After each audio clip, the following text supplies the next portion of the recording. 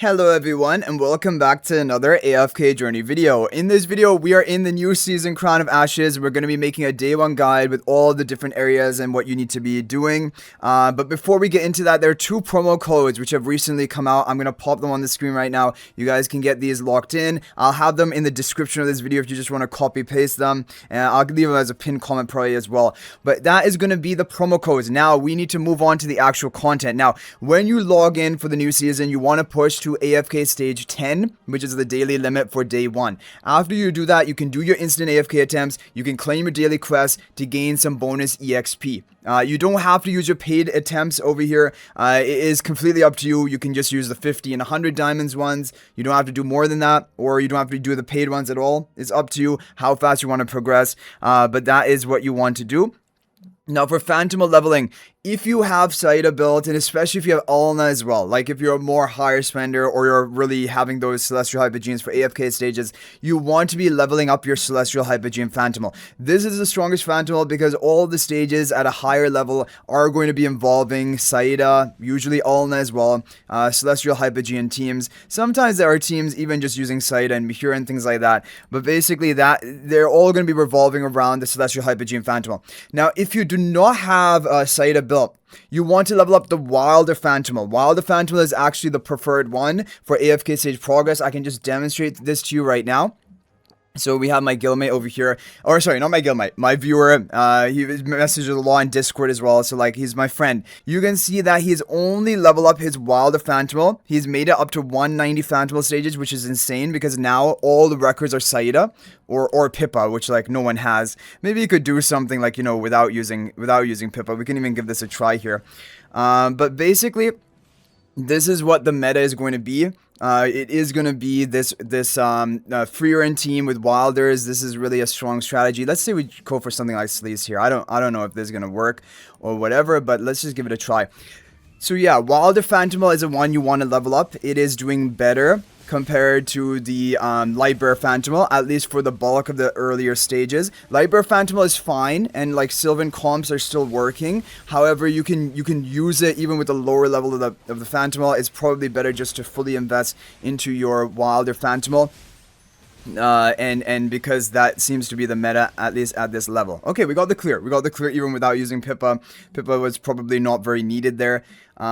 Did he already clear it? Anyway, so that is basically now for the Phantimal leveling, your priority. For your artifact, the key artifact right now is going to be Sunland Spell. For AFK stages and most likely for Dream Realm, we're going to be using Sunland Spell. So this is one you want to level up, but you have plenty of resources. If you clear a bit of Legend Trial Tower, you're going to be able to level up both if you want for right now.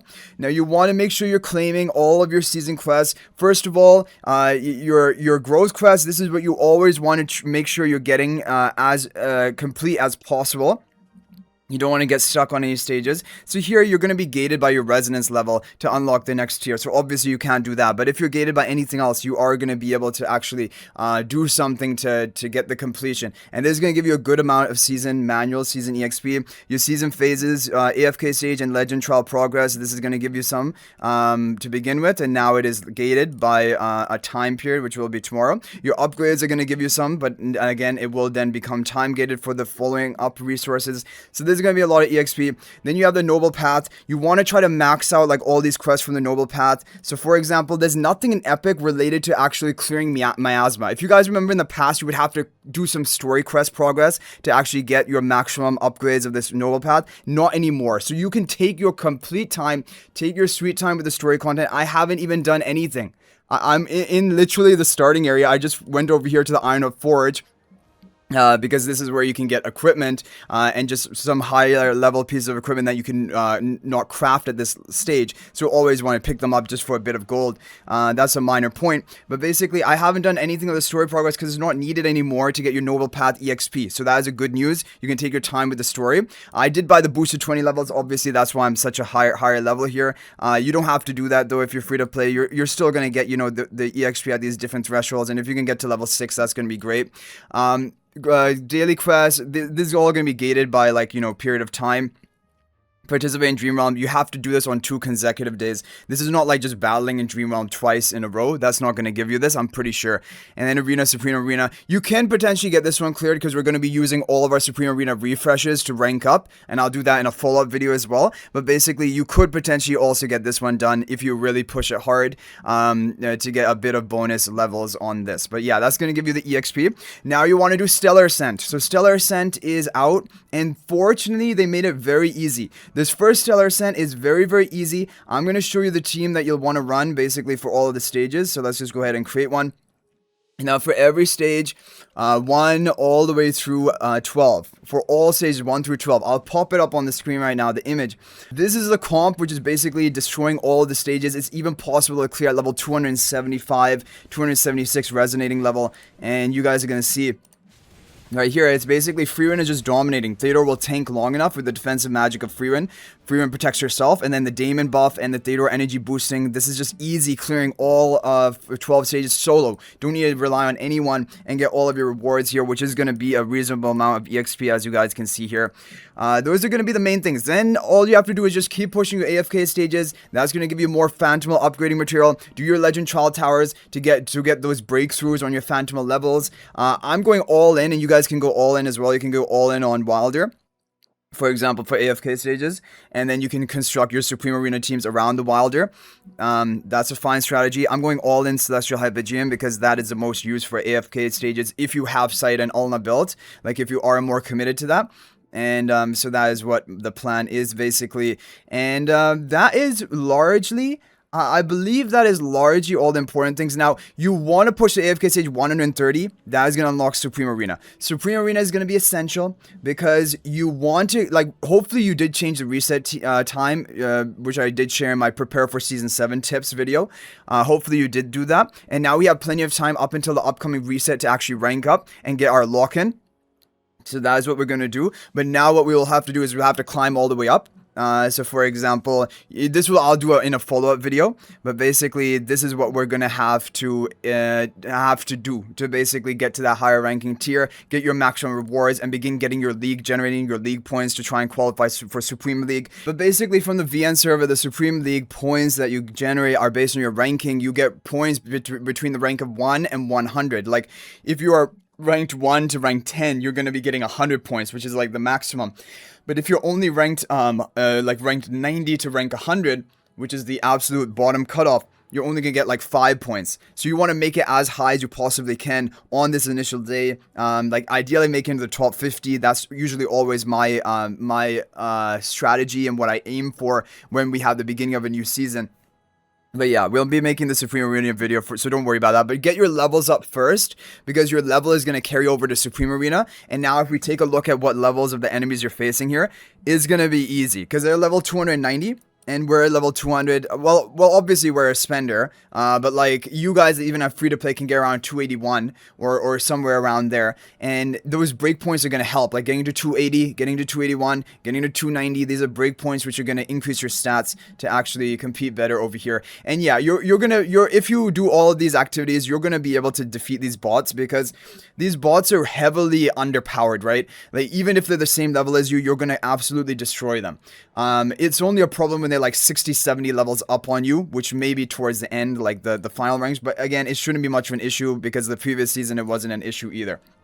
So anyway, guys, now we have a really important point, which is the guild merging section. I might make a dedicated video about guild merging. Now, my guild specifically, we have merged. We've maintained our original guild, but we have had 3 other guilds merge into us. When they merge in, all the members they bring along with them that we agree upon, they are going to come over and they're going to be automatically appointed into the warband. You can change the warband and you can add and remove people from the warband as a leader. There's only one official leader, which is going to be me. I'm the leader because I was the leader of my original guild throne, and now people have merged into me. I'm still the original leader. I have appointed these other warband leaders as vice leaders, so they have that power. But the leader themselves is the one who constructs the warbands, removes them, or like basically, and this is basically going to be, to help you, like, strategize for clash fronts, say if this warband takes on this base or whatever, things like that. Just to like, that's probably what it's going to be, and even battle drills. So yeah, that's a merging feature. You basically, the whole process is you go to merge, you search for your guild. You can search by the guild ID. All guilds have a unique ID, like in the top right of their banner. And then you will select to merge with them. And then the other guild leader of that guild will have to accept it. Okay, that's the first process. Then what will happen is the one who is initiating the merge will have to select which members they want to come and join their own guild. The one who is initiating the merge, they're the one who's going to maintain their own guild, and they're going to be bringing other members into their guild. Like, that's what I did. I initiated all of the merges. And then that player will then have to select which members they want from the other guild, which has been decided upon. And then the other guild leader will have to accept, basically verify that, okay, these members, I also accept and sign off on this. And then they all move over immediately. So that's basically how it works. But you can also individually apply over here. As you guys can see here, people are applying. And yeah, it is a little bit rough because like there are only 90 member slots in like your guilds. If you're merging with multiple guilds, which is basically what we're doing, it means that there will have to be some split ups of the guilds. Like, because we've had people from multiple guilds, like and in total we have one more merger actually pending, and is going to be finalized, and they're going to be bringing along another like 7-8 people, and then we're going to be close to maximum capacity. So that's really the thing you have to manage, and it is a little bit tough because like you want to build a competitive guild, but also you don't want to have any hard feelings. And so like that's the thing that when you're merging in, you'll have to navigate that. If you want to maintain all of your guild members, then you won't be able to build out the absolute most competitive guild, but it's a trade-off of what you want. And for example, right now we have maintained all of our original guild members. However, it may even come to a point that we do consider, you know, whether we want to make room and actually have some replacements depending on merit, right? Like, it's just about what your vision for the guild is. Are you just going to be trying to become as competitive as possible, or are you trying to be, you know, just keeping everyone united from their original guilds? That's just what you will have to decide in the mergers. And there are a lot of guilds who just want that, and that's good. And then they can just team up with other guilds who just want to be remain united. And then you can just merge 3 ways with 3 different guilds. But here, if you want to do more competitive, sometimes you'll have to merge with more than that. Anyway, guys, that's gonna be it for this video. Hopefully it's helpful. If you have any other tips for your day one, basically, you know, progression, feel free to share them in the comment section. Hopefully this video is helpful. Definitely more videos are coming. We need to do Dream Realm guide, Supreme Arena guide, and then you know, even I want to talk about, should you recruit Grinna, should you recruit Sulfura? There's a lot of content left, but hopefully this did a good chunk of it and also is useful to you guys. So I hope you guys enjoyed the video. Thank you all so much for watching.